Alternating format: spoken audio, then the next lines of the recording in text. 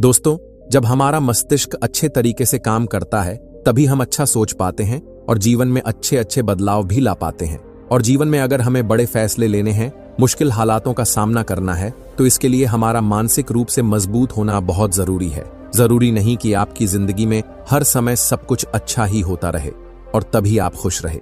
कभी कभी आपकी जिंदगी में ऐसा समय भी आएगा जब आपको भारी मुसीबतों का सामना भी करना पड़ सकता है। ऐसे में कई बार होता है कि इंसान मुसीबतों का सामना करते करते, मुश्किल हालातों से लड़ते लड़ते अपने जीवन से हारने लगता है। लेकिन वहीं पर जो इंसान मानसिक रूप से मजबूत होते हैं, वो इन मुश्किल हालातों से, अपने कठिन समय से बाहर जरूर निकल आते हैं।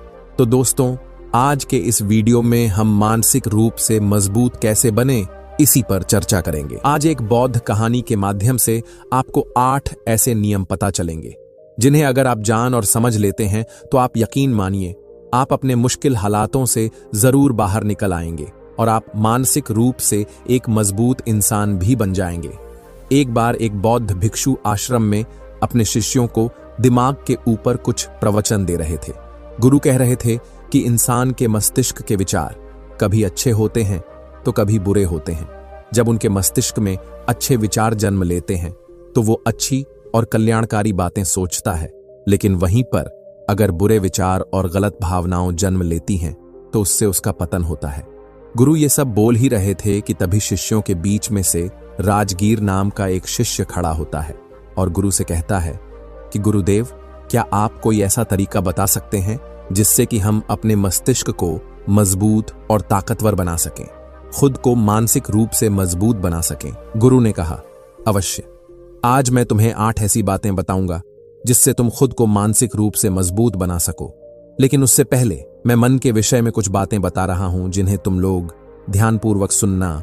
उसके बाद ही मैं तुम्हें बताऊंगा कि मानसिक रूप से मजबूत कैसे बने, तब जाकर तुम उन 8 नियमों को आसानी से समझ पाओगे। गुरु ने कहना शुरू किया कि जब भी हम कुछ सोचते हैं तो सबसे पहले वह विचार हमारे मस्तिष्क में जन्म लेते हैं और उसी के अनुसार हमारा पूरा शरीर काम करने लगता है। मान लो कि आप कोई दुख भरी बात सोचते हैं तो आप बिल्कुल शिथिल होते चले जाएंगे, आपके शरीर की ऊर्जा कम होने लगती है। लेकिन इसके विपरीत अगर आप कोई उत्साह भरी बात सोचते हैं तो आपके शरीर के अंदर असीमित ऊर्जा बहने लगती है, आप वाकई में ऊर्जावान दिखाई देने लगते हैं। आप स्वयं यह अनुभव कर सकते हैं कि जब आप प्रसन्न होते हैं तो आपके शरीर के अंदर अचानक से बहुत ऊर्जा आ जाती है, आपका रोम रोम खिल उठता है। ऐसा इसीलिए हुआ क्योंकि आपने अपने मस्तिष्क में